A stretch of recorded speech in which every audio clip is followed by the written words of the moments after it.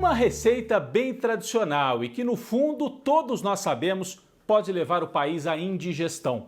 O velho centrão, com algumas siglas novas misturadas aos antigos partidos de direita, conquistou várias cidades Brasil afora. A eleição municipal marcou também a decadência do bolsonarismo radical.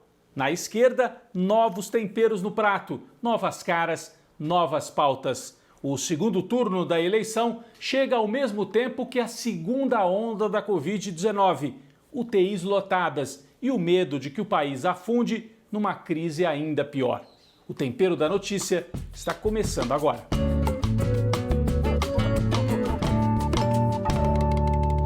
Bom, o grande acontecimento dessa semana que termina foi a eleição municipal em todo o Brasil e a grande marca da eleição, a derrota do bolsonarismo radical.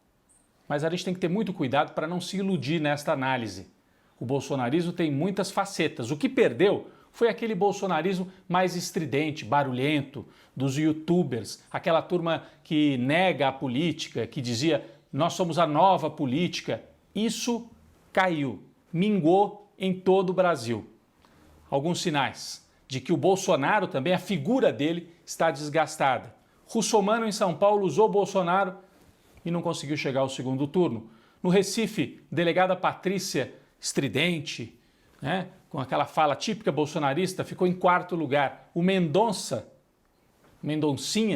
também tentou usar a figura do Bolsonaro no Recife e não foi ao segundo turno. Em Porto Alegre, ninguém se apresentou para usar a figura do Bolsonaro, entre os candidatos importantes, pelo menos. Belo Horizonte, o Calil, prefeito que é de centro-direita, mas se opôs ao Bolsonaro na pandemia, fechou a cidade, foi muito responsável na questão de saúde, foi eleito em primeiro turno, o que mostra que esse blá-blá-blá do Bolsonaro, essa irresponsabilidade, não deu certo e ele saiu derrotado. Mais de 70 candidatos usaram o nome Bolsonaro na urna para tentar se eleger e só um de 70, só um foi eleito, o filho, Carlos Bolsonaro, no Rio de Janeiro, mesmo assim com uma votação bem inferior para vereador. A ex-mulher do Bolsonaro, mãe do Carlos, não foi eleita. Então, mostra o desgaste do bolsonarismo. Alguns deputados, essas lideranças barulhentas também, a Carla Zambelli, por exemplo, aquela que ia para a Avenida Paulista, gritava contra a esquerda, colocou 3 parentes para serem candidatos em São Paulo, o irmão, o pai e a cunhada. Os 3 foram derrotados. Então isso mostra uma certa decadência. A Carla Zambelli foi para o Twitter e falou o que aconteceu com os conservadores, onde nós erramos, ou será que houve uma fraude? Choramingou. Vários deles reconheceram essa derrota. Bom, isso de um lado. De outro lado, na esquerda, aí o balanço é um pouco mais complicado. A esquerda não colheu uma vitória no primeiro turno. Vamos ver o que acontece no segundo turno ainda. O primeiro turno, em número de prefeituras, caiu. Inclusive o PT e os outros partidos de esquerda e centro-esquerda também.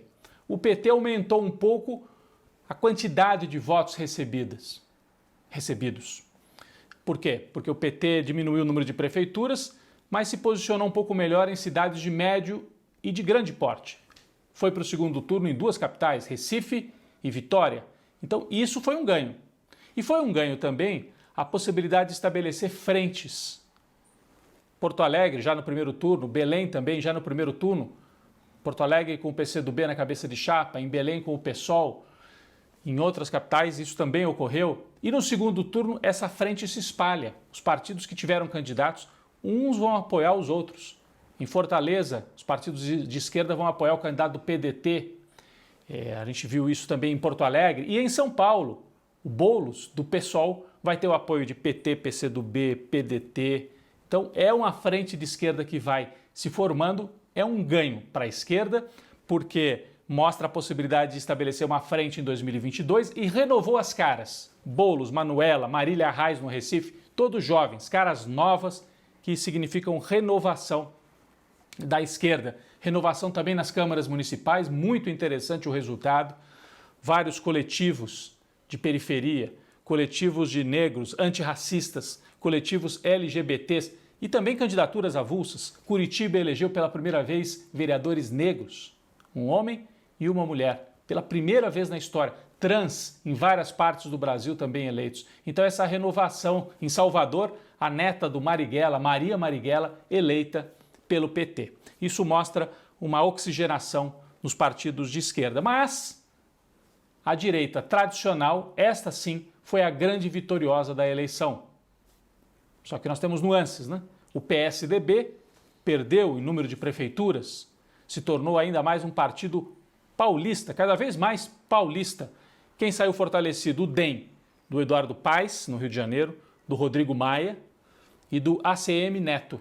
Esses três lideranças muito importantes do DEM, que é o antigo PFL, e que ganha força na direita. E o Centrão, Partido Republicanos, o PSD e o PP, partido antigo, como se fosse uma nova arena, né, da época da ditadura militar, eles saem fortalecidos. É importante também a gente relativizar um pouco a eleição municipal. Quem entende de eleição diz que não necessariamente o que acontece na eleição municipal vai interferir de maneira total na próxima, na eleição nacional. É só a gente observar, por exemplo, o ano de 2000, naquele período, naquele ano, o PT elegeu menos de 200 prefeitos.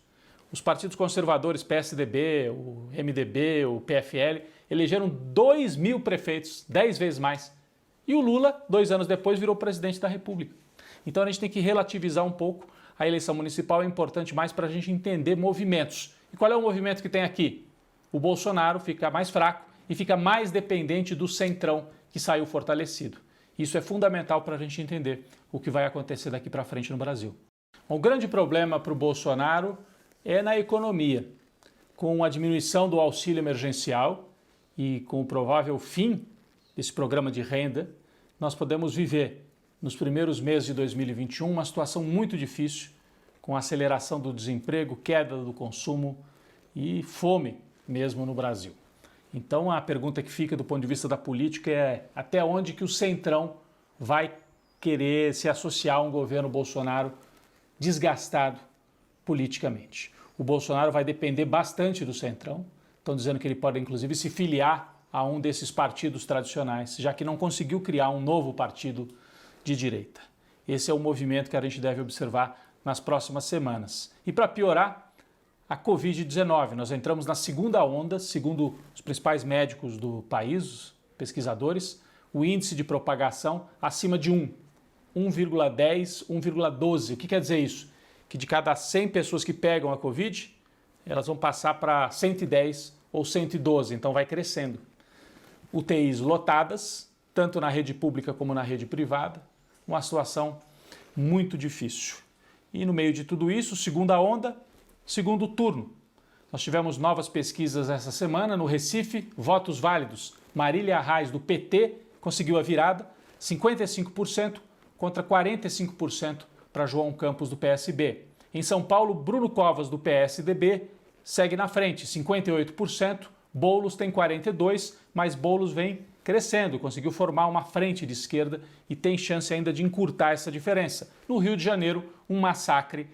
Eduardo Paes tem 71% e Crivella, o bispo, 29%.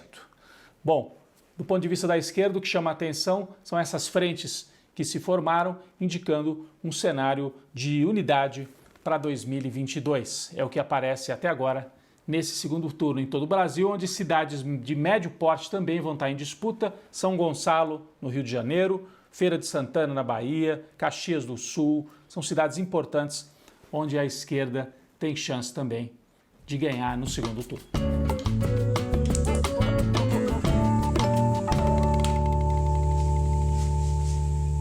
Bom, quem foi para a panela de pressão esta semana? Prefeito do Rio de Janeiro e candidato à reeleição, o bispo Marcelo Crivella, da Igreja Universal.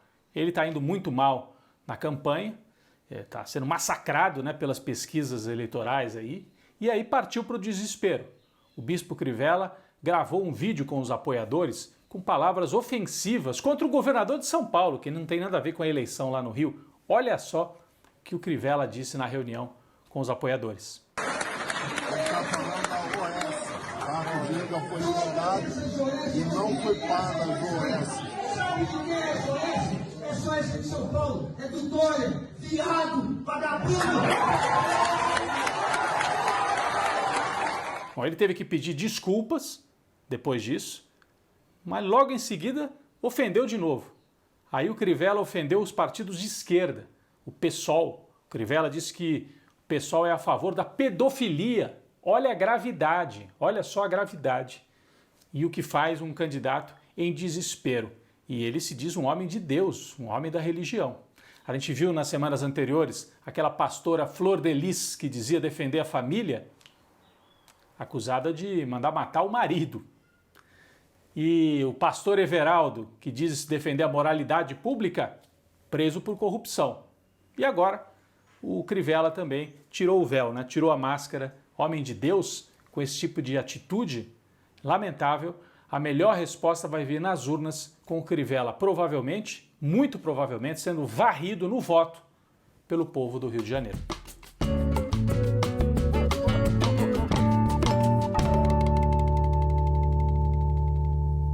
O nosso cafezinho essa semana vai para a jogadora de vôlei de praia, Carol Solberg. Vocês se lembram? Algumas semanas atrás, depois de um jogo, na hora da premiação, ela soltou um fora Bolsonaro e foi muito perseguida nas redes sociais pelos bolsonaristas, né, pela essa turma do ódio, e também pelo sistema esportivo, né? Alguns jogadores, associações e principalmente o Tribunal Esportivo. A Carol foi a julgamento por gritar fora Bolsonaro e recebeu uma pena de suspensão e de multa, algo muito grave. Ela também recebeu muita solidariedade de ex-atletas, atletas, jornalistas e da sociedade. Muita gente lembrou, por que ela não pode gritar fora Bolsonaro? Se em 2018 a turma do masculino, do vôlei de quadra, fez fotografia com a arminha apoiando Jair Bolsonaro, jogador de futebol, Felipe Melo do Palmeiras, vive fazendo campanha para o Bolsonaro. A favor do Bolsonaro pode, contra não pode. E aí esta semana o Superior Tribunal de Justiça Desportiva anulou o que foi decidido em primeira instância e absolveu a Carol Solberg. Então é uma vitória da liberdade e da possibilidade de protestar contra esse governo no Brasil. E a Carol Solberg afirmou o seguinte sobre esse episódio, achei bem interessante. Ela disse: na minha opinião, o que não faz bem ao esporte é o atleta estar sempre nesse lugar de neutralidade. Isso tem que ser uma opção e não um lugar imposto. O atleta é um cidadão como o outro qualquer e deve poder se manifestar quando achar necessário. É isso. Ela definiu muito bem, um atleta muito consciente. Então a gente oferece o nosso cafezinho da semana para Carol Solberg e para todos que continuam protestando contra esse governo. Bom, a gente volta para uma atualização, infelizmente, nesta semana em que se celebrou o Dia da Consciência Negra, fatos terríveis. Em Porto Alegre, a agressão dentro de um supermercado de João Alberto, de 40 anos, um homem negro, agredido pelos seguranças até a morte, imagens terríveis. E em Joinville, Santa Catarina, Ana Lúcia Martins, vereadora eleita pelo PT, mulher negra, ameaçada de morte por grupos neonazistas. Eles teriam dito: precisamos matá-la para que assuma um branco no lugar. Na semana em que se celebra o Dia da Consciência Negra. E para completar, no interior do Pará, Leila Arruda, que foi candidata pelo PT no município de Curralinho, foi assassinada logo depois da eleição e o principal suspeito, o marido. Então seria um feminicídio no Brasil. A gente disse que houve avanços nas câmaras municipais de mulheres, feministas, grupos antirracistas, negros, mas infelizmente essas são as notícias também no Brasil. Violência muito grande contra negros e mulheres.